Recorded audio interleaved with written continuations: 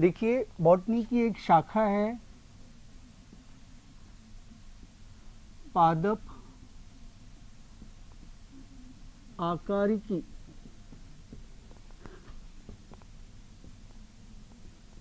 Morphology एक दूसरी शाखा है पादप बड़ा थोड़ा और बड़ा पादप शारीरिकी एनाटॉमी। बॉटनी की वैसे कई ब्रांचेज हैं, हम इन दो ब्रांचेज को यहाँ डिस्कस कर रहे हैं। जहाँ तक मार्फोलॉजी का सवाल है, मार्फोलॉजी वह शाखा है जिसमें हम पादप शरीर की बाह्य संरचनाओं का अध्ययन करते हैं। अब बाह्य संरचनाओं में पौधे में जड़, तना, पत्ती, पुष्प, पुष्पक्रम, इनका अध्ययन यदि हम बाहरी दृष्टि से करें तो वो शाखा होगी मार्फोलॉजी। इस शाखा के अंतर्गत इनकी बाह्य संरचना का तो अध्ययन करते ही हैं, साथ ही साथ इनके विभिन्न प्रकार के रूपांतरणों का भी अध्ययन किया जाता है, मॉडिफिकेशंस का। हम इस शाखा की चर्चा बाद में करेंगे।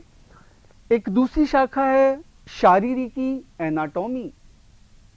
यह वह शाखा है जिसमें हम पौधे की आंतरिक संरचनाओं का अध्ययन करते हैं, यानी कि जैसे जड़ की यदि बाह्य संरचना का अध्ययन कर रहे हैं तो हम मार्फोलॉजी पढ़ रहे हैं, और यदि हम इंटरनल स्ट्रक्चर आंतरिक संरचना पढ़ रहे हैं तो हम उसकी एनाटॉमी पढ़ रहे हैं। ठीक है, अब आंतरिक संरचना हमें पौधे की जड़ की भी पढ़नी है, तने की भी पढ़नी है, पत्ती की भी पढ़नी है। ये तीन मुख्य भाग होते हैं।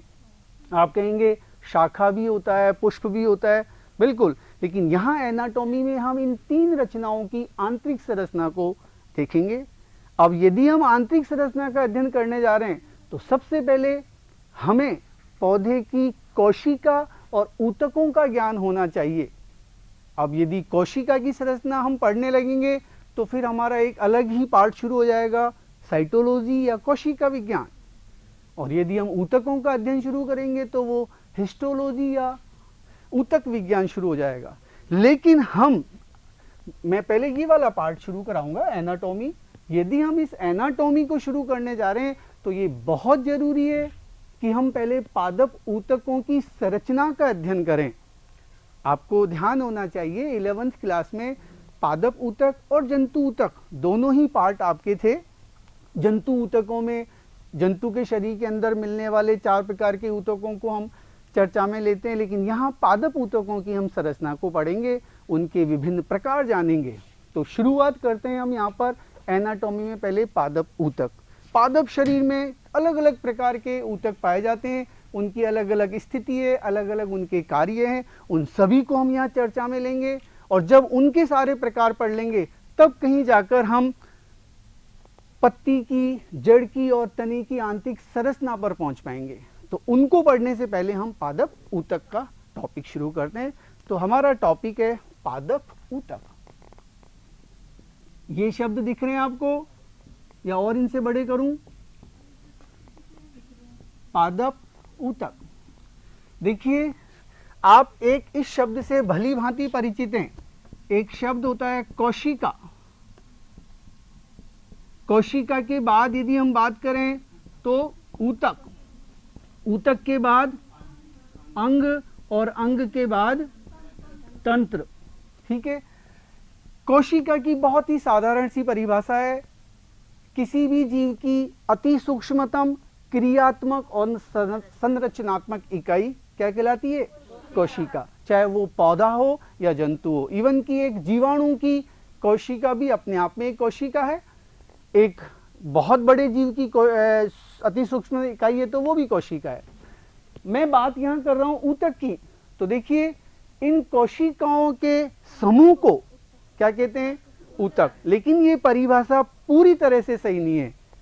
ऊतक क्या है? समान कार्य और समान संरचना वाली कोशिकाओं का समूह है। यानी कि कोशिकाओं का एक ऐसा समूह जो समान, देखिए यहां लिखा हुआ है, समान उत्पत्ति एवं समान कार्य करने वाली पादप कोशिकाओं के समूह को क्या कहेंगे? अब यदि यहां आ जाए जंतु ऊतक किसे कहते हैं, तो केवल यहां ये शब्द क्या आ जाएगा? जंतु कोशिकाओं का समूह। लेकिन कंडीशन देखिए, समान कार्य होना चाहिए और समान ही क्या होनी चाहिए? उत्पत्ति। ये शब्द जहां तक बात करें एनाटॉमी में, तो ये एक साइंटिस्ट थे एनग्रीव करके, उन्होंने ये शब्द दिया था। बहुत ही सिंपल सी परिभाषा पादप ऊतक की, ठीक है। अब यदि हम पादप ऊतकों के क्लासिफिकेशन पर जाएं, तो मुख्य रूप से 2 प्रकार होते हैं पादप ऊतकों के। कितने प्रकार होते हैं? 2। एक है विभिज्योतक, विभिज्योतक भी कह सकते हैं आप, और दूसरा विभिज्योतकी ऊतक भी कह सकते हैं। देखिए, या तो विभिज्योतक शब्द बोलिए या विभिज्योतकी ऊतक बोलिए। हम इसका दूसरा नाम भी दे सकते हैं, क्या? मेरिस्टेम, ठीक है। आप ये ना जाने, मैं यहां पर थोड़ा सा एक बार बिंदु से अलग हट के कहूं। देखिए, बायोलॉजी में, ठीक है, आपको हिंदी के शब्दों पर ध्यान देना चाहिए, लेकिन विशेष रूप से बायोलॉजी की बात करें ना, तो आप हिंदी के साथ साथ अंग्रेजी के शब्दों को भी प्रचलन में लाएं, ठीक है। वो बहुत जरूरी है। आप जूलॉजी भी पढ़ते हैं, आपको कहीं ज्यादा उपयुक्त शब्द बोलने में भी लिखने में भी अंग्रेजी के ज्यादा ठीक रहेंगे। लेकिन मैं यहाँ ये नहीं कहूंगा आप हिंदी को नजरअंदाज कर दें, हिंदी के साथ साथ अंग्रेजी के शब्दों पर भी आप ध्यान दें। तो एक तो मैंने प्रकार क्या लिखा? विभिज्योतक और स्थायी ऊतक। स्थायी ऊतक, ये 2 प्रकार हैं, एक विभिज्योतक और एक स्थायी ऊतक। नाम पर जाइए, विभिज्योतक यानी कि विभाजनशील, यानी कि इस ऊतक की कोशिकाएं निरंतर सदैव विभाजन करती रहती है, ठीक है। और जहां तक इनकी बात करें, ये कोशिकाएं अविभाज्य होती हैं, विभाजन नहीं करती। ये यूं कहिए कि इस ऊतक का निर्माण इन्हीं ऊतकों से बाद में होता है, यानी कि विभिज्योतकी ऊतक की कोशिकाएं निरंतर नई बनती रहती हैं, पीछे की तरफ खिसकती हैं और परिपक्व होने के बाद वो स्थायी ऊतकों में बदल जाती हैं। लेकिन ये भी ध्यान दीजिए, कभी कभी यही स्थायी ऊतक की कुछ कोशिकाएं यदा कदा विभाजनशील होकर और फिर नई कोशिकाओं का निर्माण कर सकती है। ये यदा कदा कभी होता है, जैसे पुलीय कैम्बियम बनती, अंतरापुलीय कैम्बियम बनती है, ऐसे ही पार्श्वीय विभिज्योतक बनता है। अभी आएंगे ये शब्द, तब आपको लगेगा कि उस समय यही कोशिकाएं विभाजनशील होती हैं। लेकिन हम दिमाग में ये माने कि स्थायी ऊतक की कोशिकाएं विभाजन नहीं करती, जबकि मेरिस्टेमेटिक कोशिकाएं निरंतर विभाजन करती हैं। अब यदि इनकी लोकेशन देखें, तो देखिए बहुत ही सरल सा, यदि हम एक पौधे की संरचना को थोड़ा सा एक जाने और उसकी एक आउटलाइन डायग्राम भी बनाएं, तो ये एक सामान्य पौधा, ठीक है, इसमें हम इसे कह सकते हैं क्या? तना। तने के ऊपर पाई जाती हैं पर्व और पर्व संधियां, और पर्व संधियों से निकलती हैं पत्तियां। किसी किसी पर्व संधि से शाखा भी निकलती है, और इन्हीं पत्तियों के कक्ष में क्या पाई जाती हैं? देखिए, पत्तियों के कक्ष में पर्ण नहीं मानती, कलिकाएं, बर्ड्स बोलते हैं, ठीक है। और ये कलिकाएं भी 2 प्रकार की होती हैं,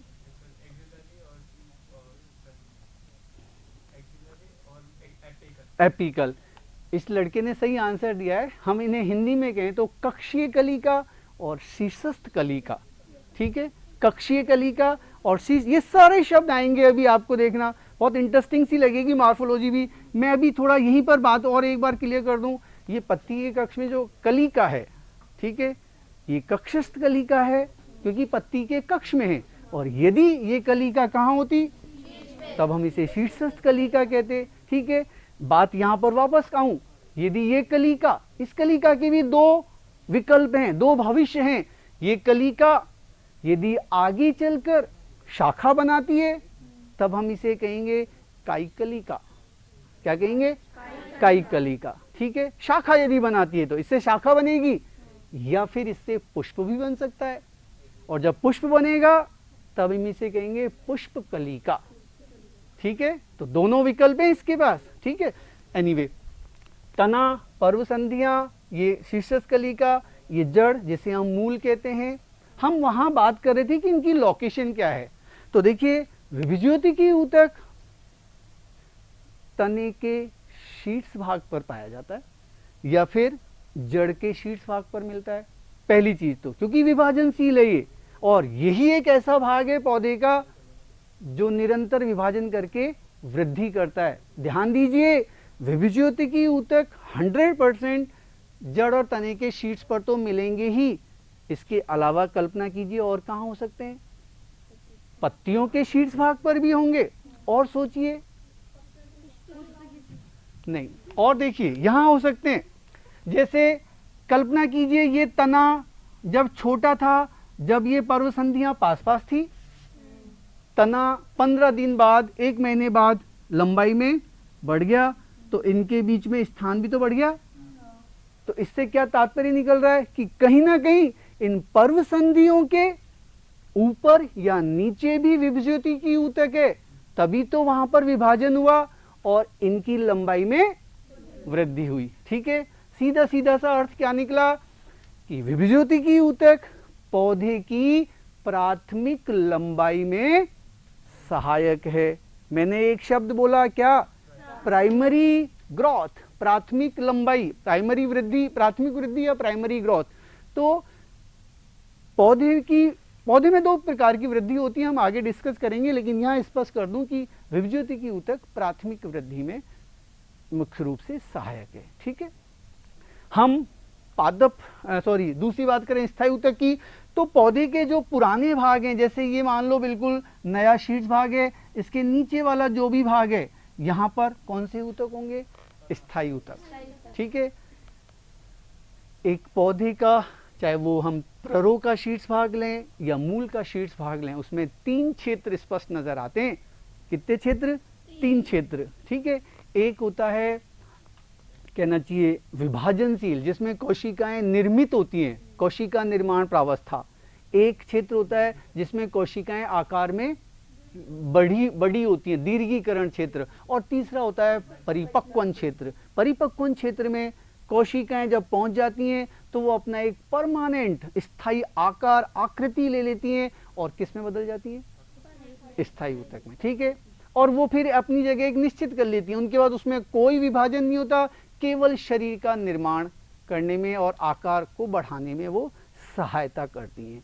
अब हम बात करते हैं नेक्स्ट स्लाइड, इन्हीं के प्रकार की। तो देखिए बहुत अच्छा बिंदु है, देखिए आप वो जो वर्गीकरण के ठीक नीचे जो एरो आ रहा है ना, उसमें मैंने 3 कैटेगरीज डाली हैं, स्थिति के आधार पर, उद्भव के आधार पर और कार्य के आधार पर। आप बहुत इन बिंदुओं पे जनरली स्टूडेंट्स कंफ्यूज होते हैं, इसलिए इन तीनों को ध्यान से समझना, बुक से भी कई बार क्लियर नहीं होते हैं। ये तीनों जो प्रकार हैं ये विभज्योतिकी ऊतक के प्रकार हैं, यानी कि मेरिस्टेम के, जो मैंने यहाँ लिखा है ना, ये विभज्योतक ऊतक। ठीक है, पहला देखिए लिखा मैंने स्थिति के आधार पर। उद्भव का मतलब होता है उत्पत्ति, और उत्पत्ति होता है ओरिजिन, यानी कि वो कहाँ बन रहे हैं और किस प्रकार बन रहे हैं। और तीसरा है कौन सा, कार्य के आधार पर। तीनों के अलग अलग मैंने नाम दिए। स्थिति के आधार पर अभी चित्र आएगा सामने आपके, शीर्षस्थ अंतर्वेशी पार्श्वीय। उद्भव के आधार पर प्राथमिक विभज्योतक और द्वितीयक विभज्योतक, और कार्य के आधार पर प्रोटोडर्म, प्रोकेम्बियम और भरण विभज्योतक। ये 3 टर्म्स, और यहाँ पर आगे और आएगी, इन्हीं के अंदर वो 3 टर्म्स आपको बहुत कंफ्यूज करेंगी, उन्हें आप थोड़ा दिमाग में बिल्कुल क्लियर रखें। हम अभी इस ऊतक को बाद में डिस्कस करेंगे। ये ऊतक जो आपको यहाँ पूरा नजर आ रहा है, ये प्रकार हैं किसके, सोचिए, ये वाला ऊतक स्थायी ऊतक। स्थायी ऊतक अभी हम आगे चलेंगे, पहले हम सारी चर्चा किस पर करेंगे, विभज्योतिकी ऊतक पर। ठीक है, तो विभज्योतिकी ऊतक में नंबर 2 पर जो है उत्पत्ति के आधार पर, अगली स्लाइड लगाएं। ये देखिए उत्पत्ति के आधार पर कितने प्रकार का, 2 प्रकार का। एक है प्राथमिक विभज्योतक, प्राइमरी मेरिस्टेम, और एक द्वितीयक विभज्योतक, सेकेंडरी मेरिस्टेम। जरा गौर कीजिए, हम जिस विभज्योतक की बात कर रहे हैं ना, वो वास्तव में प्राइमरी वाले की ही बात कर रहे हैं, यानी कि ऐसा विभज्योतक जो सबसे पहले बनता है, चाहे वो तने का शीर्ष भाग हो, पत्ती का हो या पर्व संधि वाला भाग हो। स्टार्टिंग में, शुरुआत में देखिए एक शब्द यहां पर आया है, गौर करें तो भ्रूण के विभज्योतक से या दूसरे किसी व्युत्पन्न से बनने वाली ऊतक को। अब ये भ्रूण आप समझ रहे हैं क्या? भ्रूण शब्द, एम्ब्रियो। देखिए मैं बताता हूं आपको, हम जब एक पौधे के उगाने की कल्पना करते हैं तो सीधा सा हमारे पास विकल्प होता है कि हम एक बीज को भूमि में डालते हैं, बीज से एक नया पौधा बनता है, तो वो उस पौधे का निर्माण पूरी तरह से डिपेंड रहता है भ्रूण पर। यानी कि हर बीज के अंदर क्या मिलता है? भ्रूण। क्या मिलता है? भ्रूण। और उस भ्रूण की कोशिकाएं पानी को अवशोषित करके सक्रिय होकर और क्या बनाती है? ऊपर तो प्रांकुर, प्रांकुर से तो प्ररोह बनता है और नीचे मूलांकुर से मूल बनती है। लेकिन प्रांकुर की कोशिकाएं और मूलांकुर की कोशिकाएं जो सबसे पहले जो टिश्यू बनाएंगी, जो ऊतक बनाएंगी, उन्हें हम क्या कहेंगे? प्राथमिक विभज्योतक। मेरी बात समझ में आई क्या? मतलब शुरू में तो विभाजन ही होगा, तो भ्रूण की कोशिकाओं से जो विभज्योतक बना उसे हम प्राइमरी मेरिस्टेम कहते हैं। और नीचे अब गौर कीजिए सेकेंडरी पर, मैंने इसीलिए इसको स्लाइड पर लिया है ताकि आप थोड़ा सा शब्दों पर जाएं। सेकेंडरी मेरिस्टेम, जब प्राथमिक स्थायी ऊतक की जीवित कोशिकाओं में आवश्यकता पड़ने पर, अभी अभी एक शब्द आया था स्थायी ऊतक में, मैंने बताया था कि वो विभाजन नहीं होते, लेकिन यहां देखो क्या पड़ी? आवश्यकता पड़ी, तो यदा कदा स्थायी ऊतक क्या हो गया? विभाजित होने लग गया, तो तब जो ऊतक बनेगा उसे हम क्या कहेंगे? Secondary meristem. यानी कि सीधा सीधा सा अर्थ ये निकला कि यदि स्थायी ऊतक में विभाजन होता है और जो नया ऊतक बनता है उसे हम क्या नाम देंगे? सेकेंडरी विभज्योतक। दिमाग में क्लियर कीजिएगा। देखो बायोलॉजी में जब तक कॉन्सेप्ट्स क्लियर नहीं होते ना, तब तक पढ़ने का आनंद नहीं आता। आप हर टर्म को दिमाग से बिल्कुल क्लियर करके चलें। ऐसा ना मैं सोचें कि बस जो लिखा दिया उसको सुन लिया, उसको सेट कीजिए कि हाँ वाकई उसका क्या अर्थ निकल रहा है। अब आप देखिए इस पर फिर गौर करें। मैंने इसमें 3 एग्जांपल्स दिए। ये क्या? प्राथमिक विभज्योतक में शीर्षस्थ, अंतर्वेशी और पूलीय।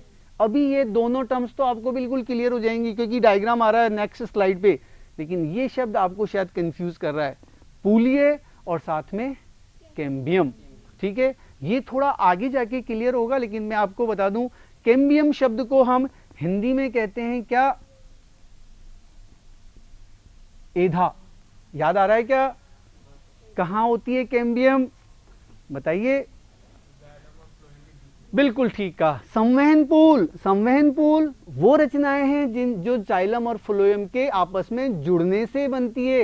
यानी कि पौधे के शरीर में मिलने वाला ऐसा ऊतक जो जल, खनिज तथा भोज्य पदार्थों का क्या करता है? गमन नहीं बोले, संवहन बोलिए। संवहन में सहायता करता है। क्या कहलाता है? संवहन ऊतक। संवहन ऊतक की जब हम बात करेंगे आगे तो जाइलम और फ्लोएम ही आएगा, लेकिन जाइलम और फ्लोएम के बीच में एक और पट्टी मिलती है जिसे हम क्या कहते हैं? कैम्बियम। क्या कहते हैं? और ये कैम्बियम के आगे मैंने एक शब्द क्या जोड़ दिया? पूलीय कैम्बियम। ठीक है, तो पूलीय कैम्बियम वो कैम्बियम है जो संवहन पूल के अंदर ही होती है। फिर आप सोचेंगे एक दूसरी कौन सी होगी, तो एक और होती है अंतरापूलीय। ठीक है, वो 2 संवहन पूलों के बीच में होगी। आपको शायद ये कॉन्सेप्ट समझ में नहीं आया, लेकिन अभी आगे क्लियर होगा जब आप डायग्राम पढ़ेंगे ना, जब ये चीज क्लियर हो जाएगी। तो ये 3 तरह के ऊतक कौन से कहलाएंगे? प्राइमरी। प्राइमरी क्यों कहलाएंगे? ये शुरू में ही बन जाते हैं। जबकि नीचे देखिए 2 लिखे क्या मैंने? कॉर्क कैम्बियम और अंतरापूलीय। ये वो ऊतक हैं जो शुरू में नहीं बनते बल्कि बाद में आवश्यकता पड़ने पर बनते हैं। अब आप देखिए इसमें कॉर्क कैम्बियम और अंतरापूलीय आया, तो अंतरापूलीय को तो आप ऐसे समझ लीजिए जैसे मान लीजिए एक संवहन पूल ये बनाया मैंने, एक संवहन पूल ये बनाया, कल्पना कर लीजिए। ठीक है, ये 2 मैंने संवहन पूल बनाए, इसमें मैंने ये क्या बना दिया? जाइलम बना दिया। ये क्या बना दिया? फ्लोएम। और इसके बीच में ये क्या बना दी? तो ये जो कैम्बियम बनाई ये तो पूलीय कैम्बियम हो गई। ठीक है, ऐसे ये भी क्या हो गई, पूलीय कैम्बियम, लेकिन यहां जो कैम्बियम बनेगी बाद में जाकर उसे क्या कहेंगे, अब तो हुआ क्लियर। लेकिन हम इसे पढ़ेंगे कहां, हम आगे एक टॉपिक पढ़ेंगे द्वितीयक वृद्धि। क्या पढ़ेंगे, द्वितीयक वृद्धि, सेकेंडरी ग्रोथ। बता सकते हैं, प्राथमिक वृद्धि होती है, द्वितीयक वृद्धि होती है। द्वितीयक वृद्धि का क्या अर्थ है, हैं? नहीं नहीं, द्वितीयक वृद्धि का अर्थ है तने की या जड़ की मोटाई में होने वाली वृद्धि। एक तो देखिए, यदि मान लीजिए तना एक तो ऐसे ग्रोथ कर रहा है, ये तो होगी प्राथमिक वृद्धि, ठीक है, और साथ ही साथ जब वो बड़ा होगा तो इधर भी तो वृद्धि करेगा, तो ऐसे जो वृद्धि होगी व्यासीय वृद्धि, उसे क्या कहेंगे, द्वितीयक वृद्धि कहेंगे। और जब द्वितीयक वृद्धि होती है तभी ये दोनों ऊतक बनते हैं, ठीक है, यानी कि उस समय ये बनेंगे, यानी कि पौधे के शुरुआत में जब एक नवोद्भिद पौधा होता है तब कभी भी द्वितीयक विभज्योतक नहीं बनता, बाद में जाकर बनता है। मेरा एक कॉन्सेप्ट समझ में आया क्या? इसीलिए नाम क्या दिया हमने, उत्पत्ति के आधार पर। आगे वाली स्लाइड लें। अब देखिए आगे लिखा है दूसरी कैटेगरी स्थिति के आधार पर। हम प्रकार पढ़ रहे हैं किसके, विभज्योतक के, मेरिस्टेमेटिक टिश्यू के पढ़ रहे हैं। और हमारे दिमाग में बिल्कुल सेट होना चाहिए कि ये ऊतक या तो तने के शीर्ष भाग पर है, या पर्व संधियों पर है, या पत्तियों के आधार भाग पर है, या जड़ के शीर्ष भाग पर है, ठीक है, क्योंकि ज्यादातर ग्रोइंग रीजन्स, वृद्धिशील भाग यही होते हैं जहां पर निरंतर विभाजन के द्वारा नई नई कोशिकाएं बनती है।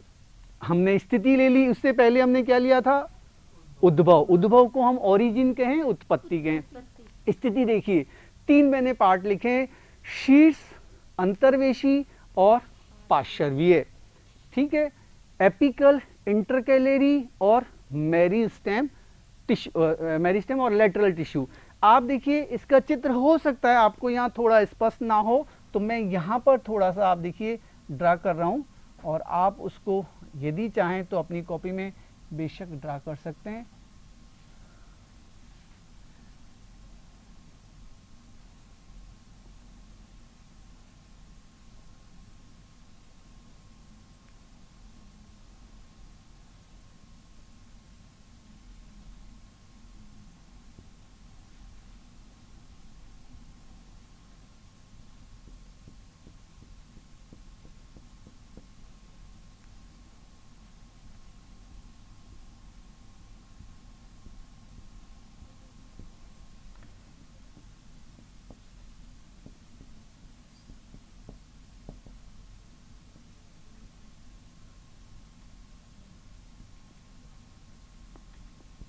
शीर्षस्थ, इसे हम कहेंगे अंतर्वेशी, और इधर वाला कहलाएगा पार्श्वीय। ये तीनों ही विभज्योतक हैं, यानी कि तीनों ही भागों में क्या नजर आएगा, विभाजन, लेकिन लोकेशन, स्थिति, पोजीशन देखें तो तीनों की अलग अलग है। शीर्षस्थ विभज्योतक, अंतर्वेशी और पार्श्वीय। शीर्षस्थ पर नजर डालिए, ये वाला बिल्कुल तने के शीर्ष भाग पर। अब इसकी विशेषताएं देखें तो इस भाग की कोशिकाएं चूंकि शीर्ष भाग पर हैं, बिल्कुल नई कोशिकाएं हैं, पतली भित्ति वाली। देखिए हम जब कभी भी हर ऊतक के प्रकार के साथ साथ उसका जब वर्णन पढ़ेंगे ना, तो हम कोशिकाओं की विशेषता जानेंगे, और उनमें गिनी चुनी 5-7 टर्म्स आएंगी जो बार बार रिपीट होंगी। और वो टर्म्स क्या क्या होंगी मैं पहले ही क्लियर कर देता हूं। हम हर जगह एक तो बात करेंगे किसकी, कोशिका भित्ति की, पहले उन्हें क्लियर कर देता हूं। कोशिका मतलब जहां पर भी कोई ऊतक का हम मान लीजिए वर्णन कर रहे हैं, तो हम जिन बिंदुओं को वहां चर्चा में लेंगे उनमें एक बिंदु क्या होगा, कोशिका भित्ति। क्या आप परिचित हैं कोशिका भित्ति से? कोशिका भित्ति, देखिए मैं ये मान के चल रहा हूं कि मैं बिल्कुल आपको बेस से लेके चलूं, आपको कोई टर्म्स क्लियर नहीं हो तो हो सकता है क्लियर हो, लेकिन मैं ये मान के चलता हूं कि शायद नहीं आती हो। कोशिका भित्ति, पादप कोशिकाओं के चारों ओर कोशिका झिल्ली के बाहर मिलने वाली सुरक्षात्मक परत कोशिका भित्ति कहलाती है। हर पादप शरीर में ये पाई जाती है। हम पादप कहते ही उसे हैं जिसके अंदर कोशिका भित्ति होती है। यदि कोशिका भित्ति नहीं है तो फिर वो पादप नहीं है। पहली चीज तो ये। दूसरा, हर पादप कोशिका की जो कोशिका भित्ति है वो सेलुलोज की बनी होती है, पैक्टिन भी उसमें होता है। लेकिन इसके साथ साथ यदि कुछ मॉडिफाइड टिश्यूज हैं, कुछ और ज्यादा कहना चाहिए टिश्यूज में कुछ और ज्यादा परिपक्वन आ गया है, तो फिर वहां पर सेलुलोज और पैक्टिन के अलावा हेमीसेलुलोज जमा हो सकता है, लिग्निन का जमा हो सकता है, सुबेरिन का हो सकता है। ये कुछ ऐसे पदार्थ हैं, ठीक है, जो उन पर जमा होकर उन्हें और कहीं ज्यादा कठोर बना देते हैं। तो हम एक तो कोशिका भित्ति की चर्चा करेंगे, एक हम ये जानेंगे कि उस ऊतक की कोशिकाओं में जीव द्रव्य कैसा है। क्या बोल रहा हूं मैं? तो जीव द्रव्य की सघनता का हम वहां पता करेंगे, जीव द्रव्य कैसा है। एक हम ये भी जानेंगे केंद्रक है या नहीं। एक हम बात करेंगे हरित लवक की, कि हरित लवक एक तरीके से प्रेजेंट है या नहीं है और किस प्रकार का है, कम मात्रा में या अधिक मात्रा में। ये 4-5 बिंदु हम हर जगह डिस्कस करेंगे। अब जैसे मैं शीर्षस्थ विभज्योतक की बात करूं, चूंकि ये सबसे शीर्ष भाग पर है, इसकी कोशिकाएं महीन पतली कोशिका भित्ति वाली होती हैं, सेलुलोज डिपॉजिट होता है, अंतर कोशिकीय स्थान नहीं पाया जाता। एक और शब्द जो मैं यहां भूल रहा था वो है कौन सा? अंतर कोशिकीय कोशिक स्थान। जानते हैं क्या होता है? बताइए। अंतर कोशिकीय स्थान। देखिए, जैसे ये एक कोशिका मैंने बनाई, मैंने दूसरी यहां बनाई, इस तरीके से कई कोशिकाएं बना दी। अब आप देखिए इनके बीच में जगह बन गई। यहां ये जो जगह रह जाती है इसे कहते हैं अंतर कोशिकीय स्थान। ठीक है, ये कोई जरूरी नहीं है कि सभी पादप ऊतकों में ये स्थान हो। कुछ ऊतक जो अभी हम आगे पढ़ने वाले हैं, दृढ़ ऊतक नाम सुना है, उसमें अंतर कोशिकीय स्थान नहीं होता। और मैं अभी बात कर रहा हूं शीर्षस्थ की, इसमें भी अंतर कोशिकीय स्थान नहीं पाया जाता है, इंटरसेलुलर स्पेस एब्सेंट होता है। लेकिन सबसे खास बात, निरंतर विभाजनशील होती हैं इसकी कोशिकाएं। हम थोड़ा और आगे बढ़ें तो ये तो या तो तने के शीर्ष भाग पर होगा या फिर नीचे भूमि के नीचे जड़, तो जड़ के शीर्ष भाग पर भी यही ऊतक होगा। ठीक है, कौन सा? शीर्षस्थ विभज्योतक, निरंतर विभाजनशील है। आप कहिए कि चूंकि हम विभज्योतक पढ़ रहे हैं तो विभाजन तो सभी में होगा, ठीक है, सभी में निरंतर विभाजन होगा, लेकिन बहुत ज्यादा और कहना चाहिए स्पीडली विभाजन शीर्षस्थ में होगा। यहां पर आ जाइए दूसरे, इसे हम कहेंगे अंतर्वेशी। नाम पर ही थोड़ा गौर करें तो अंतर्वेशी का मतलब है एक तरीके से किन्हीं दो चीजों के बद्ध मिलने वाला। आप सभी जानते हैं तने पर पाई जाती हैं पर्व संधियां। ये क्या है? डार्क डार्क पर्व संधियां। ठीक है, इन पर्व संधियों के आधार भाग पर, पर्व संधियों के आधार भाग पर, या जैसे यहां से मान लीजिए क्या निकली पत्ती, तो पत्ती के आधार भाग पर कौन सा ऊतक मिलेगा? अंतर्वेशी। ठीक है, यानी कि प्रत्येक पर्व संधि के आधार भाग पर कुछ कोशिकाएं निरंतर विभाजन करके पर्व की लंबाई में सहायता करती हैं, लंबाई को बढ़ाने में। अब ये पर्व क्या है? एक पर्व संधि ये रही, एक पर्व संधि ये रही, इसके बीच का स्थान पर्व। पर्व को कहते हैं इंटरनोड और पर्व संधि को कहते हैं नोड। दो शब्द आगे देखिए, मैं कह रहा हूं कि थोड़ा अंग्रेजी के शब्दों पर भी गौर करें। पर्व संधि क्या कहेंगे इसे?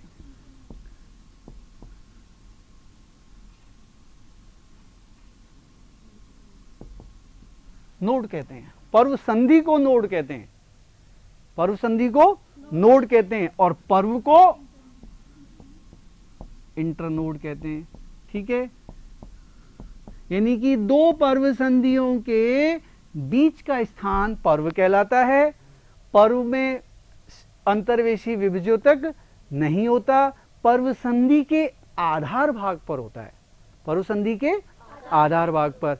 और वो जब उसमें विभाजन होता है तो ऑब्वियसली मैंने कुछ देर पहले ही बताया था कि जैसे ये मान लीजिए पर्व संधियां हैं, यहाँ की कुछ कोशिकाएं ऊपर नीचे, यहाँ की कुछ कोशिकाएं ऐसे विभाजन हुई तो इनके बीच का गैप बढ़ जाएगा। ठीक है, तो इससे क्या अर्थ निकला? प्रश्न पूछा जाए अंतर्वेशी विभज्योतक का क्या कार्य है? पर्व की लंबाई में वृद्धि करना। और पर्व समझ रहे हैं ना आप, दो पर्व संधियों के बीच का स्थान। आया समझ में? अंतर्वेशी विभज्योतक घास कुल के जो पौधे होते हैं, ग्रेमिनी कुल के पौधे, घास वगैरह जिसमें आती है, रिक्विसिटम वगैरह, वहां बहुत प्रचुर मात्रा में मिलता है। और आप देखिए जितना ज्यादा उन्हें काटा जाता है वहां पर वृद्धि उतनी ही तीव्र हो जाती है, ग्रोथ उतनी ही ज्यादा बढ़ती है। ठीक है, हम बात करें तीसरा पार्श्वीय विभज्योतक। ध्यान देना, हर एक शब्द आ रहा है यहाँ पर, शीर्ष प्रमुखता और बोलते हैं ऐसे। ठीक है, कुछ पौधे होते हैं जिनके यदि हम टॉप रीजन्स को, शीर्ष भागों को कैंची से कट कर देते हैं ना, तो उनके नीचे वाले भाग अधिक घने हो जाते हैं और इस गुण को शीर्ष प्रमुखता कहते हैं। ये तो ऑक्सिन हार्मोन की वजह से होता है। आप जो प्रश्न कर रहे हैं उसमें बिंदु आ रहा है कायिक जनन का। ठीक है, तो कायिक जनन, अब आप सोचें एक उच्च वर्ग का पौधा एंजियोस्पर्मी पौधा है और हम सोचें कि उसके ना सारे हिस्सों को काट देते तो उनमें और ज्यादा तेजी से ग्रोथ होगी, ऐसा नहीं होता। जो लोअर प्लांट्स होते हैं, निम्न वर्ग के पौधे होते हैं, उनमें कायिक जनन बहुत तेजी से होता है और कायिक जनन के द्वारा वो वृद्धि करते हैं। घास उसी का एक उदाहरण है। ठीक है, हम इसे एक तरीके से कायिक प्रवर्धन या वेजिटेटिव प्रोपेगेशन कहते हैं, वो चीज है। और यहाँ पर जो हम कटिंग की बात कर रहे हैं, तो घास कुल के पौधों में जो ये वाला अंतर्वेशी विभज्योतक है, इनके स्थानों को बीच बीच से काटा जाए तो ये बहुत तेजी से ग्रोथ करते हैं। मैं ये भी बताना चाह रहा हूं कि उस कुल के पौधों में शीर्षस्थ विभज्योतक भी है, लेकिन अंतर्वेशी विभज्योतक कहीं अधिक एक्टिव रहता है, सक्रिय रहता है। आ जाइए तीसरे पर, और वो है पार्श्वीय। मैंने कुछ देर पहले ही कहा था ये विभज्योतक प्राथमिक विभज्योतक नहीं है, ये बाद में बनता है। ठीक है, आप इसकी लोकेशन देखिए, यहां पर उस चित्र में भी देखो नजर आ रहा है, साइड से नीचे देख रहे हैं आप, ये वाला पार्श्वीय विभज्योतक। ये शुरू में नहीं बनता, बाद में बनता है। और सामान्यतया द्विबीजपत्री पौधे जिनमें द्वितीयक वृद्धि होती है, उनमें ये बाद में बनता है। इस ऊतक का सोचिए कार्य क्या होगा, क्या हो सकता है? चौड़ाई मत बोलिए, मोटाई बोलिए। ठीक है, तने की मोटाई में वृद्धि करना। ठीक है, तब ये बनता है। यानी कि इस ऊतक का निर्माण देखा जाए तो स्थायी ऊतकों के वापस से विभाजनशील होने से आवश्यकता पड़ने पर बनता है, लेटरल मेरिस्टेम या पार्श्वीय विभज्योतक। कोई कंफ्यूजन है? आगे बढ़े, नेक्स्ट स्लाइड लगाओ। देखिए आगे आया कार्य के आधार पर हमारा तीसरा आधार। हम जब कभी भी कोई क्लासिफिकेशन वर्गीकरण पढ़ते हैं तो हमारा आधार बनता है। विभज्योतक का तीसरा आधार जो प्रकार में हम पढ़ रहे हैं वो है कार्य, फंक्शन के आधार पर। मैंने तीन यहाँ पर नाम इस पर रिप्रेजेंट करें, प्रोटोडर्म, प्रोकेम्बियम और भरण विभज्योतक। ठीक है, प्रोटोडर्म, प्रोकेम्बियम और भरण विभज्योतक। प्रोटोडर्म पर आइए, यानी कि हमने विभज्योतक की अब जो तीन कैटेगरीज बनाई हैं उनके ये अलग अलग नाम दिए हैं। प्रोटोडर्म से आगे चलकर में एक नया शब्द आ रहा है फिर आपके पास, एपिडर्मिस बनती है। अभी तक बोला ही नहीं था मैंने। क्या आप जानते हैं एपिडर्मिस क्या होती है? एपिडर्मिस हिंदी में कहें तो अधिचर्म क्या होती है? देखिए अब यहां पर इनको समझने के लिए मैं यहां पर 4-5 शब्द लिख रहा हूं, पहले आप उनसे भली भांति परिचित हो लें। और ये जो शब्द हैं ये किसी जड़ या तने की आंतरिक संरचना में बाहर से भीतर के क्रम में पाई जाने वाली परतों के नाम हैं। मैंने एक शब्द यहां लिखा एपिडर्मिस, पहला वर्ड लिखा मैंने एपिडर्मिस, दूसरा हाइपोडर्मिस, तीसरा कॉर्टेक्स,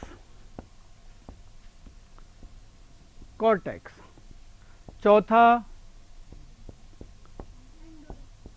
एंडोडर्मिस,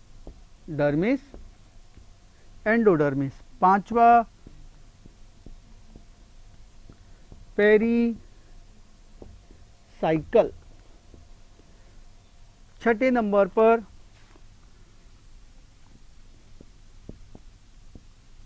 संवहन पूल। छठे नंबर पे संवहन पूल। और इनके यदि हम थोड़े हिंदी के शब्दों को देखें तो वो भी ज़्यादा कठिन नहीं है, हम उनको भी थोड़ा सा देख लें। एपिडर्मिस, बोलिए, अधिचर्म। हाइपोडर्मिस, नहीं आता। यानी कि अब आप भी मान रहे हैं कि ये शब्द ज़्यादा इजी है। अधश्चर्म, हाइपोडर्मिस, अधश्चर्म, ठीक है। कॉर्टेक्स, वल्कुट। एंडोडर्मिस, अंतःचर्म। पेरीसाइकल, परिरम, ठीक है। संवहन पूल, वैस्कुलर बंडल्स। अब देखिए मैंने ये नाम क्यों दिए। मैंने यहां एक शब्द लिखा प्रोटोडर्म। आप यूं मान लीजिए कि जैसे ये एक विभज्योतिकी ऊतक मैंने इस तरीके से ऐसे बना दिया, ये एक विभज्योतिकी ऊतक की कोशिकाएं ऐसे दर निरंतर दर ऐसी बनती जा रही हैं। इनके बीच में ये केंद्रक हमने बना दिया, अंतर कोशिकीय स्थान ऐसा नहीं है, ये विभज्योतिकी है। अब इस विभज्योतिकी ऊतक की कोशिकाओं को हम तीन भागों में बांट रहे हैं। वो कोशिकाएं जो आगे चलकर क्या बनाएंगी, एपिडर्मिस। जिन कोशिकाओं से आगे चलकर एपिडर्मिस बनेगी हम उसको क्या कहेंगे, प्रोटोडर्म, ठीक है। यहां पर ये प्रो शब्द है, ओ की मात्रा और लगेगी, प्रोटोडर्म नहीं है, प्रोटोडर्म है। ये चीज क्लियर हो गई। यानी कि ऐसा विभज्योतक जो आगे चलकर क्या बनाने वाला है, एपिडर्मिस, उसे हम क्या कहेंगे, प्रोटोडर्म। क्लियर हो गया। आप शायद कंफ्यूज हैं कि ये कहां पर हैं, तो हर तने में, जड़ में, बाहर से भीतर के क्रम में ये परतें पाई जाती हैं। बाहर से भीतर यानी कि सबसे बाहर एपिडर्मिस होगी, ठीक है। अब एक परत का नाम दे दिया हमने एपिडर्मिस, उसके अंदर उसके भीतर हाइपोडर्मिस होगी, फिर कॉर्टेक्स का बहुत बड़ा सारा क्षेत्र होगा, फिर एंडोडर्मिस होगी, फिर परिरम पेरीसाइकल होगा, फिर संवहन पूल होंगे, और सबसे अंत में बोलिए पित्त या मज्जा होगी। सबसे अंत में क्या होगा, पित्त या मज्जा। ये तो हमने क्रम पढ़ लिया कि भाई बाहर से भीतर कौन कौन से लेयर्स मिलती हैं। अब यहां पर वापस आइए, ऐसा विभज्योतक जिसे कि हम प्रोटोडर्म कह रहे हैं, आगे चलकर क्या बनाएगा, एपिडर्मिस। ऐसा विभज्योतक जिसे हम भरण विभज्योतक या ग्राउंड मेरिस्टेम कहते हैं, इससे आगे चलकर देखिए क्या क्या बनेगा, हाइपोडर्मिस, कॉर्टेक्स, एंडोडर्मिस, पेरीसाइकल, ठीक है। ये सब चीजें समझ में आया क्या। यानी कि हाइपोडर्मिस, कॉर्टेक्स और एंडोडर्मिस ये किससे बनेंगे, भरण ऊतक से। और लास्ट में कौन सा बचा, प्रोकेम्बियम। वो विभज्योतक है जो आगे चलकर क्या बनाएगा, संवहन पूल। और संवहन पूल के अंदर फिर होते हैं मज्जा, मतलब उसके भीतर और मिलते हैं। मज्जा मैंने लिखा नहीं, एक तो मिलता है मज्जा, मज्जा को हम अंग्रेजी में क्या बोलते हैं, पित्त। और एक और शब्द है मज्जा किरणें। एक तो मज्जा और एक मज्जा किरणें, ये दो चीजें और होती हैं संवहन पूल के भी भीतर, ठीक है। तो ऐसे में वापस से रिपीट कर रहा हूं, गौर करना मेरे सेंटेंस पर। ऐसा विभज्योतक जिससे एपिडर्मिस बनती है क्या कहलाता है, प्रोटोडर्म। ऐसा विभज्योतक जिससे आगे चलकर हाइपोडर्मिस, कॉर्टेक्स और एंडोडर्मिस बनती है कहलाता है भरण विभज्योतक है।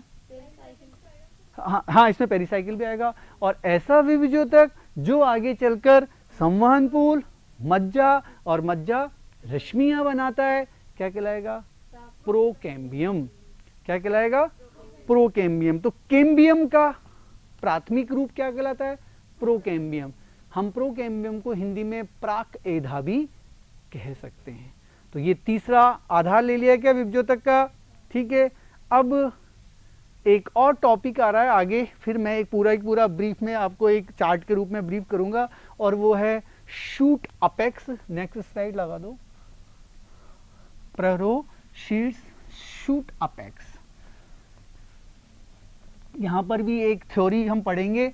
उस थ्योरी में जो 2-3 टर्म्स आएंगी वो जनरली छात्रों को कंफ्यूज करती है और वो समझ ही नहीं पाते हैं कि ये क्या थ्योरी है। देखिए, एक शब्द, एक हेडिंग आ रहा है प्ररो शीर्ष।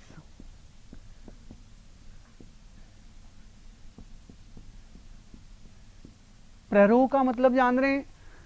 प्ररो अंग्रेजी में कहें तो शूट, नहीं जानते? हाँ, तने को ही हम दूसरे रूप में क्या कहते हैं? प्ररो कहते हैं। यानी कि पौधे का वायुवीय भाग, देखिए पौधे के वायुवीय भाग को हम तना कहते हैं और पौधे के भूमिगत भाग को जड़ कहते हैं, अवायुवीय भाग को। तने को हम एक दूसरे रूप में प्ररो भी कह सकते हैं और प्ररो को इंग्लिश में शूट कहते हैं। ठीक है, तो यानी कि शूट और रूट ये दो शब्द होते हैं। प्ररो के हम किस भाग की बात कर रहे हैं? जैसे ये मैंने चलो तना बना दिया और तने का मैंने ये कौन सा भाग? शीर्ष भाग बना दिया, इसका नाम हो गया प्ररो शीर्ष। डेफिनेटली इसमें कौन सा ऊतक होगा? शीर्षस्थ विभज्योतक। इसमें कौन सा ऊतक होगा? शीर्षस्थ विभज्योतक। दिख रहा है? अरे प्ररो शीर्ष में कौन सा विभज्योतक होगा? शीर्षस्थ विभज्योतक। अब इस शीर्षस्थ विभज्योतक के कार्य को लेकर कि ये क्या करता है, दो थ्योरीज दी गई हैं। कितनी थ्योरीज हैं? थ्योरीज का मतलब है दो साइंटिस्ट ने अपने अपने कॉन्सेप्ट दिए, अपने अपने विचार दिए। एक थ्योरी का तो नाम है ट्यूनिका कार्पस और दूसरी थ्योरी है हिस्टोजनवाद। एक तो ट्यूनिका कार्पस है, दूसरी कौन सी है? हिस्टोजनवाद। मैंने दोनों की थ्योरीज के सामने ब्रैकेट में उनके साइंटिस्ट के नेम लिखे, एक है सिमिट और दूसरा है हेंस्टीन। समझ में आया है क्या? तो ये दो थ्योरीज हम क्यों पढ़ रहे हैं? गौर कीजिए, हमने ये थ्योरीज क्यों पढ़ रहे हैं? हम ये जानना चाह रहे हैं कि एक प्ररो के शीर्ष पर मिलने वाला जो शीर्षस्थ विभज्योतक है, एपिकल मेरिस्टेम है, उसका कार्य क्या है। उसके कार्य को लेके, उसके भविष्य को लेकर दो साइंटिस्ट ने अलग अलग अपने विचार दिए। समझ में आया क्या? लिख ली दोनों थ्योरीज। प्ररो का वह भाग जो सबसे तरुण पत्ती के ऊपर होता है। ठीक है, अब आप देखिए यहाँ एक फिर शब्द आ गया तरुण पत्ती। तो आप सभी जानते हैं जो भी तना होता है उसके शीर्ष भाग पर छोटी छोटी पत्तियां नहीं होती है, बिल्कुल छोटी छोटी सी, नाजुक सी, बहुत कोमल सी, और उन कोमल पत्तियों के ऊपर जो पार्ट है उसको हम क्या कहते हैं? प्ररो शीर्ष। तो साफ लिखा है प्ररो का वह भाग जो सबसे तरुण पत्ती के ऊपर की ओर होता है, प्ररो शीर्ष कहलाता है। इस भाग पर शीर्षस्थ विभज्योतक को हम कार्य के आधार पर दो विचारधाराओं के रूप में पढ़ेंगे, ट्यूनिका कार्पस और दूसरा है हिस्टोजनवाद। Tunica corpus, next slide. देखिए ये थ्योरी है। हो सकता है आपको ये डायग्राम थोड़ा समझ में ना आए, लेकिन हमने इस डायग्राम को पहले चर्चा करें। इसमें देखिए सारी की सारी ये जो कोशिकाएं हैं जितनी भी हैं सारी विभज्योतकी कोशिकाएं, क्योंकि शीर्ष विभज्योतक का पार्ट लिया है। लेकिन हमने इन कोशिकाओं को दो क्षेत्रों में बांट दिया। कितनों में? दो में। आप गौर से देखिए, एक ये वाली परत देख रहे हैं सबसे बाहर, दिख रही है आपको? इस परत को, इस परत का नाम है ट्यूनिका। इस परत का क्या नाम दिया हमने? ट्यूनिका। यानी कि साफ सा जाहिर है ट्यूनिका कार्पसवाद ये कहता है कि प्ररो शीर्ष पर पाया जाने वाला जो विभज्योतक है उसके बाहर की जो परत होती है वो परत एक भी हो सकती है और ज्यादा से ज्यादा कितनी होंगी? दो परतें। यानी कि जैसे मैं थोड़ा यहां पर भी चित्र को डार्क कर दूं तो ये जैसे एक मैंने परत बना दी, ठीक है, और इसी के नीचे एक और परत बना दी। तो ये जो दो परतें हैं इनको तो क्या कह रहे हैं? ट्यूनिका कहते हैं। क्या कहते हैं इन्हें? तो ट्यूनिका। और इसके फिर नीचे जितनी भी और परतें हैं उन्हें कहा जाता है कार्पस। ठीक है, ये तो चलो नाम दे दिए कि ट्यूनिका बाहर वाली हो गई और कार्पस अंदर वाली। फिर ट्यूनिका का कार्य क्या है? ट्यूनिका आगे चलकर एपिडर्मिस बनाती है और कार्पस से शेष बनते हैं। देखो लिखा हुआ है, ट्यूनिका बाहर की ओर एक या दो परतों में बनी होती है, अपनतिक विभाजन के द्वारा क्या बनाती है? फिर एक नया शब्द आया, क्या? ये अपनतिक विभाजन क्या है? देखिए ध्यान से, जैसे यहां पर गौर करें, ये मान लीजिए मैंने एक परत बनाई ट्यूनिका की, बना दी सबसे बाहरी परत, मैंने इसका नाम दिया ट्यूनिका, और यहां मैं बोल रहा हूं कि ये परत अपनतिक विभाजन से क्या बनाएगी? एपिडर्मिस। तो अपनतिक विभाजन वो विभाजन होता है जिसमें कोशिका अपने पैरेलल, अपने समानांतर बाहर की तरफ नई कोशिकाएं काटती हो, बिल्कुल क्षैतिज तल में जब नई कोशिकाएं बनाती है तो हम उस विभाजन को क्या बोलते हैं? अपनतिक। यानी कि ट्यूनिका की जो परत की कोशिकाएं हैं वो अपनतिक विभाजन से बाहर की तरफ जो परतें बनाएंगी एपिडर्मिस कहेंगे उसे। फिर कार्पस, कार्पस मैंने कहा अंदर जो भी ऊतक है, ये देखिए ये वाला जितना दिख रहा है आपको सारा सारा, ये कौन सा है? कार्पस। ठीक है, इससे आगे चलकर एपिडर्मिस को छोड़ के शेष सारा भाग बनेगा। अब एपिडर्मिस के बाद कौन कौन से भाग थे? अभी मैंने यहाँ क्रम से लिखे थे, इसीलिए लिखे थे कि वो बार बार आएंगे। तो एपिडर्मिस के बाद और क्या क्या बचा? Hypodermis, cortex, endodermis, pericycle, xylem, phloem, मज्जा, जितना भी पार्ट और बचा वो सब किससे बनेगा? बोलिए, कार्पस से। तो देख लो साफ लिखा है, इससे भरण विभजोतक और प्रोकेम्बियम, बात वही आ गई। अभी अभी ये दो शब्द आए थे पीछे, आप पेज पलट के देखिए अपने नोट्स में, आपने एक तो प्रोकेम्बियम लिखा है जिससे संवहन ऊतक बनते हैं, और भरण ऊतक विभजोतक में आपने वो सब लिखा है, हाइपोडर्मिस, कॉर्टेक्स, एंडोडर्मिस, आ गया सारा। यानी कि ओवरऑल जो ये श्मिट ने जो ट्यूनिका कार्पस थ्योरी दी वो ये बताती है कि प्ररोह शीर्ष पर पाया जाने वाला जो शीर्षस्थ विभजोतक है उसमें बाहर की तरफ की परतों को ट्यूनिका कहते हैं जिससे एपिडर्मिस बनती है, अंदर वाली परतों को कार्पस कहते हैं जिनसे संवहन पूल, कॉर्टेक्स, एंडोडर्मिस, ये सब रिमेनिंग पार्ट बनता है। ठीक है, ये तो हमने श्मिट की ट्यूनिका कार्पस पढ़ी। ठीक है, ऐसे ही एक और थ्योरी है जिसे भी हम मानते हैं और वो है histogen theory. Next slide, histogen theory. आप देखिए इसमें भी आपको डायग्राम थोड़ा सा क्लियर नजर नहीं आएगा, मैं यहीं क्लियर कर देता हूं। हिस्टोजन थ्योरी, हिस्टोजन थ्योरी हेंस्टीन एक वैज्ञानिक थे, उन्होंने दी थी। अब हिस्टोजन थ्योरी में हम कुछ इस तरीके से पढ़ेंगे, जैसे मैं यहाँ पर एक प्ररोह शीट्स का ये ऐसा पार्ट बना रहा हूँ। अब ये शीट्स रूट का भी हो सकता है और मैंने इस तरीके से ये कोशिकाएं पैरेलल में बनाता जा रहा हूँ।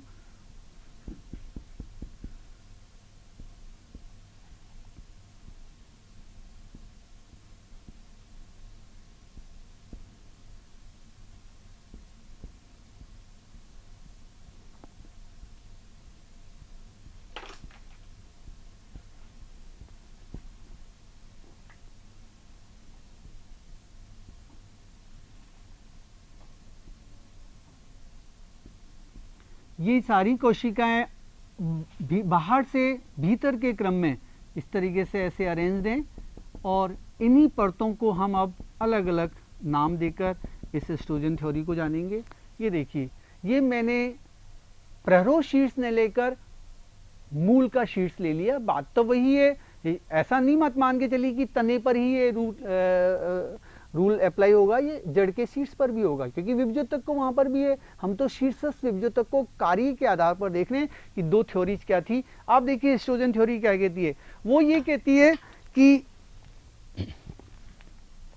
शीर्ष भाग पर विभजोतकी ऊतक को हम तीन भागों में बांट सकते हैं। पहला नाम है डर्मेटोजन, डर्मेटोजन। दूसरा भाग है पेरिब्लेम और तीसरा है पिलीरोम। आप इनके हिंदी के शब्द भी लिख सकते हैं। डर्मेटोजन को त्वचाजन कहेंगे, त्वचाजन, ठीक है। पेरीब्लेम को कहेंगे वल्कुटजन, वल्कुटजन, और पिलीरोम को कहेंगे रंभजन। डर्मेटोजन, पेरीब्लेम और पिलीरोम, ये तीन मैंने पार्ट कर दिए शीट्स विभज्योतक के। इधर देखिए अब इस वाले डायग्राम पर देखिए ध्यान से, ये जो पार्ट दिख रहा है आपको सबसे बाहर वाला 2 या 3 परतों का दिख रहा है क्या, इसे क्या कहेंगे, डर्मेटोजन, ठीक है। डर्मेटोजन के ठीक भीतर की कोशिकाओं की जो ये परतें दिख रही है यहां से यहां तक की, इसे क्या कहेंगे, पेरीब्लेम। और फिर यहां सेंटर का जो पार्ट होगा ये वाला जो मैंने बनाया नहीं है, ठीक है, इसे कहेंगे पिलीरोम। अब आप गौर कीजिए ट्यूनिका कार्पस से, ट्यूनिका कार्पस ने तो सिंपली ये कहा था कि बाहर की 2 परतें एपिडर्मिस बना देती है, बाकी का निचला सारा ऊतक भरण ऊतक प्रोकेम्बियम बनाता है। जबकि यहां ये कुछ अलग कह रहा है, यहां ये कह रहा है कि चाहे वो तने का शीर्ष हो या जड़ का शीर्ष हो, हम यदि बाहर की कुछ परतों को देखें शीर्ष भाग में, शीर्ष वाले भाग की बात कर रहा हूं, तो केवल बाहर की 2-3 परतें डर्मेटोजन के रूप में जानी जाती हैं, जिनसे आगे चलकर एपिडर्मिस बनेगी।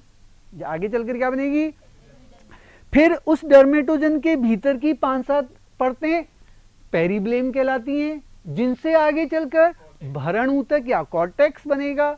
भरण ऊतक, जब देखिए मैं भरण ऊतक की बात करूं तो आप 3 शब्दों को दिमाग में ले आए, कौन कौन से, हाइपोडर्मिस, कॉर्टेक्स और एंडोडर्मिस, ठीक है। अब आपको हाइपोडर्मिस शब्द अच्छा लग रहा है या अधश्चर्म, हाइपोडर्मिस ज्यादा बेटर लग रहा है, तो वो चीज देखें आप, ठीक है। तो ये चीज क्लियर होगी। पेरीब्लेम डर्मेटोजन के ठीक भीतर वाली परतों का भाग है, मतलब परतों की कोशिकाएं जिनसे आगे चलकर क्या बनने वाला है, हाइपोडर्मिस, कॉर्टेक्स और एंडोडर्मिस। फिर बात करें किसकी, पिलीरोम की, तो पिलीरोम सबसे भीतर वाला सेंटर रीजन हो गया। इससे क्या बनेगा, cambium, vascular bundle, xylem, phloem, मज्जा, मज्जा रश्मि वगैरह साफ लिखा हुआ। देखो गौर कीजिए, मैंने बहुत स्पष्ट कराया। सबसे बाहरी परत एपिडर्मिस, पेरीब्लेम, हाइपोडर्मिस बनाएगी, जनरल कॉर्टेक्स और एंडोडर्मिस, और पिलीरोम से ये सारे बन गए, ठीक है।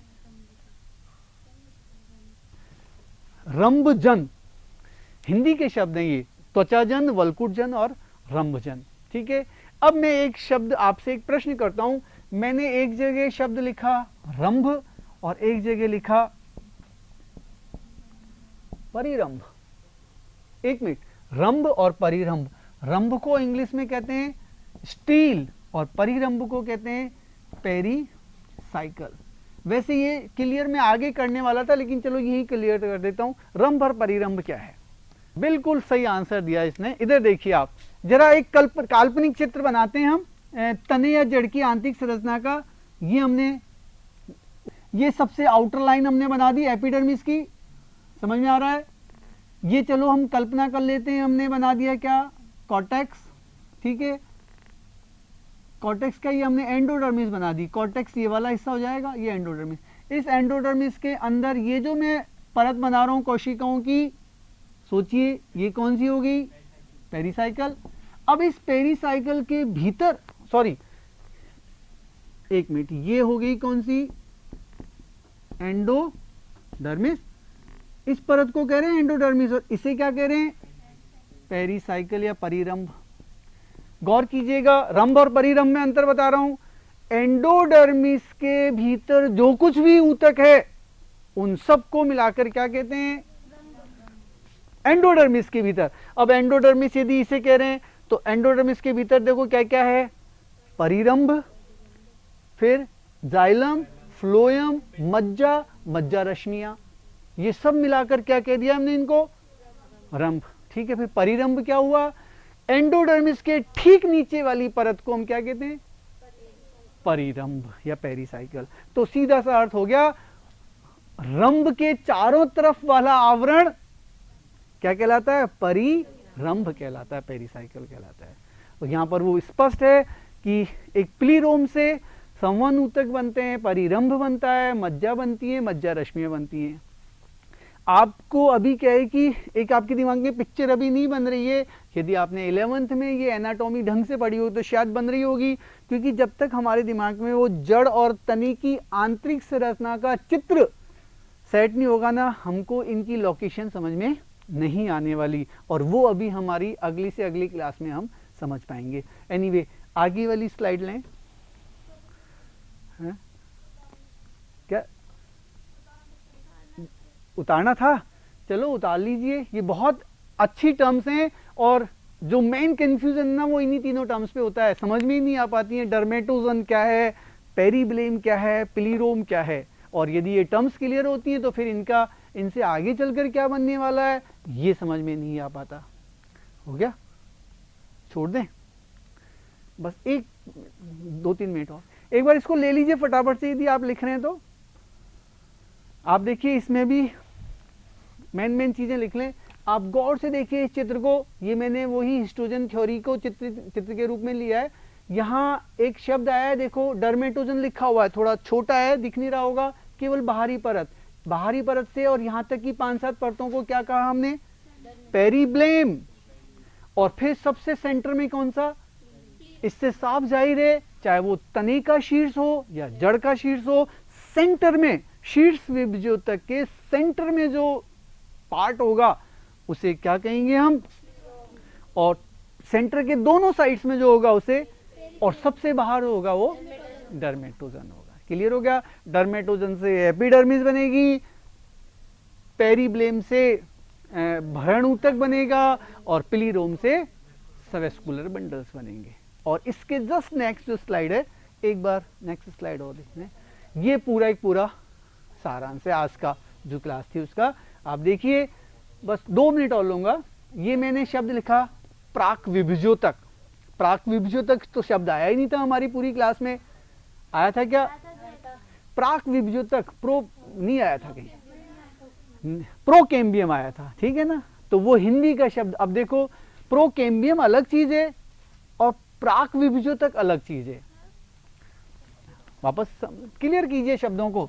मैं यहां पर एक शब्द लिख रहा हूं प्राक विभज्योतक, ठीक है, इसे हम अंग्रेजी में कह रहे हैं प्रोमेरिस्टेम। और एक शब्द लिख रहा हूं प्राक कैम्बियम, प्रोकेम्बियम। दोनों बिल्कुल अलग हैं, दोनों अलग हैं। प्रोकेम्बियम तो वहां बनी थी जिससे आगे चलकर वेस्कुलर बंडल्स बने थे, ठीक है। अच्छा, प्राक विभज्योतक को हम दूसरे रूप में प्राथमिक विभज्योतक कह सकते हैं। अब समझ में आया? हो गया? चलो इसे हम फिर कल डिस्कस करेंगे। कल ले लेना, या उतारना चाहें तो बेशक उतार लें। आज की क्लास यही है, बाकी का इसका आगे स्थायी ऊतक वगैरह जो हैं, अभी तो केवल हमने विभज्योतक ही पढ़ा है, मेरिस्टेम। स्थायी ऊतक वाला टॉपिक अब हम कल, मेरी क्लास होती है तो कल डिस्कस करेंगे, ठीक है। अब यदि ये ऑफ करें तो ठीक है, नहीं तो उतार लो, 5 मिनट लगेंगे। ये हटा दूं मैं?